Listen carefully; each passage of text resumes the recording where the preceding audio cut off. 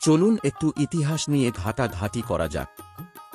আজ আমরা জানব আমাদের চিরচেনা রিকশার অজানা ইতিহাস। রিকশার জন্ম জাপানে প্রায় ১৫০ বছর আগে। ১৮৬৯ সালে জাপানে প্রথম রিকশা তৈরি হয়।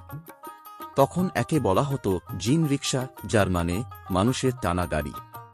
এই যানটি ধীরে ধীরে ছড়িয়ে পড়ে চীন, ভারত, বাংলাদেশ সহ নানা দেশে। ভারতে প্রথম রিকশা চালু হয় কলকাতায় ব্রিটিশ আমলের শেষ দিকে। বাংলাদেশে রিকশা আসে ১৯৩৮ সালে। প্রথমে এটি ঘোড়ার গাড়ির বিকল্প হিসেবে ব্যবহার হতো।